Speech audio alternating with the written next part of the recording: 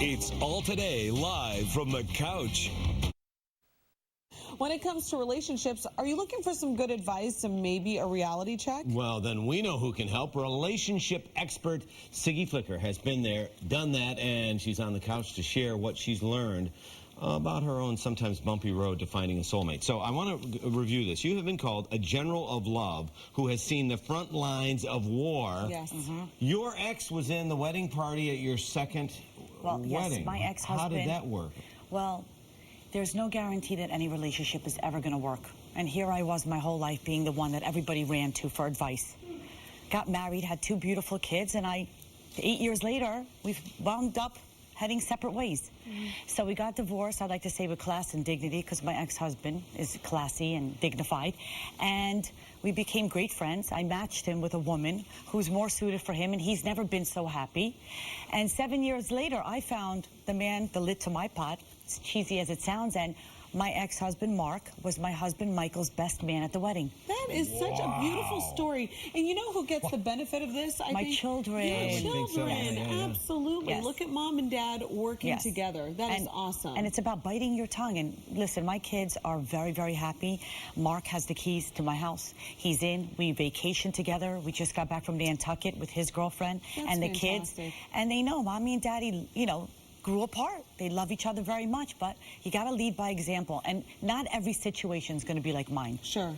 But it's about biting your tongue and really putting your kids first. Okay, well, now let's talk about relationships, because we hit the streets and we got some real relationship questions from real people, obviously. And Leo from the Bronx had this question for you. I'm a very great communicator. How can I help someone who's not as good at communicating as I am open up and come out of their shell and stop being so reserved? Okay, so how do you encourage communication? This is a tough one. Well, every relationship takes time. When somebody is comfortable in a relationship, they're going to open up more. A lot of people today tend to rush into things. It takes 3 to 6 months to really get to know somebody. If somebody's quiet and reserved, it's usually because they've been hurt in the past. Everybody's covering up some part of them that they don't want to, you know, expose because they fear rejection and they fear getting hurt. And I always say there's a perfect time. Always at nighttime, when somebody's relaxed and you're looking at somebody, you're having a conversation or a glass of wine, or you're out to dinner or in a relaxed atmosphere, you can pull more out of that person, but not to push it. Do you agree with the 20-minute rule? I just have to ask you quickly, because my mom always says, whenever your husband comes home, give him 20 minutes to get home, get settled. Don't run a laundry list of things that you're complaining about that have happened throughout the day. Absolutely. You work up to that eventually. Absolutely. Men are the easiest people in the world to figure out.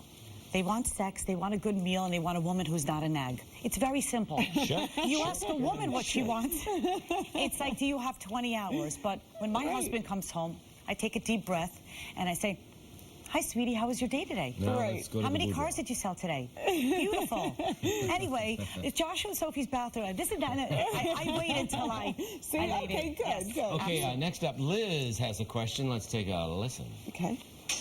I'm very interested in the idea of relationships as you get older.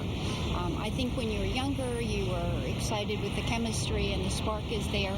But with all the research in loneliness, I think most people know that they need to be in some type of a relationship. So what kind of advice would you give to someone who has been on lots of dates and has been asked, but is just not that interested in making that step towards intimacy? Ooh.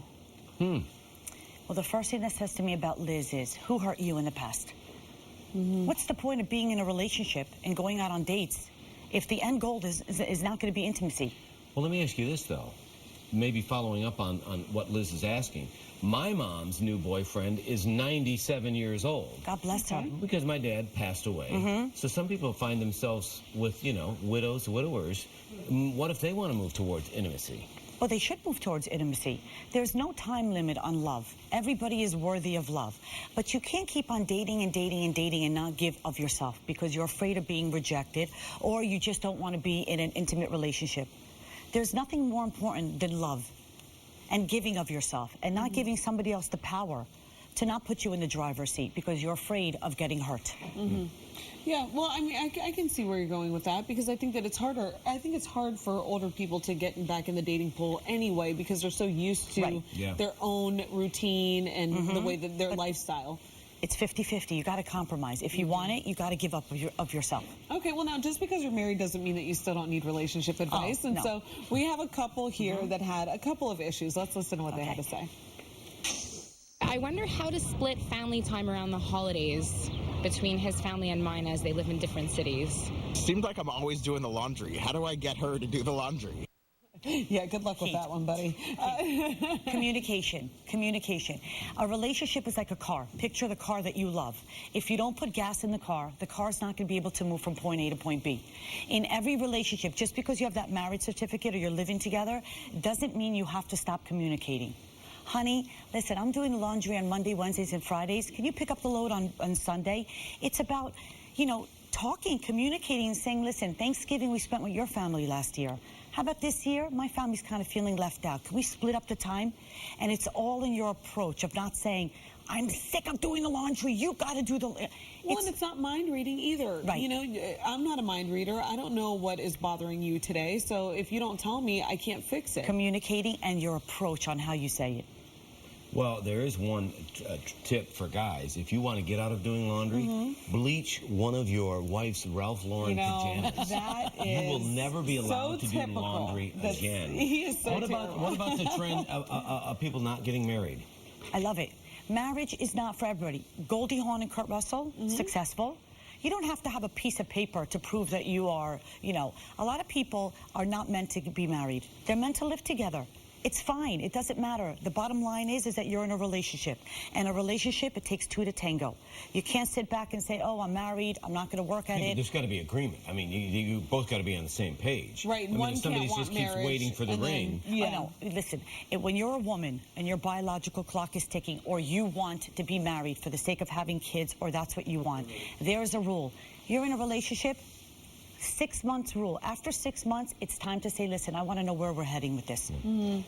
It's perfectly fine to say, listen, this is what I want. If your needs are different, I've got to take the L out of lover. It's over. Ooh. Wow. Yes. I've never heard that one before. L out of lover, and then it spells over. Well, a lot of my girlfriends need to hear that because they stick with it when they should really bail. No, because they're afraid of being alone. But you know what? If you want something, you have to go for it. Sadly, we just took the L out of lover, and the segment's over. But thank you, 4-star General of Love, You're the Siggy best. Flicker. Thanks for joining us. We appreciate it. Well, now.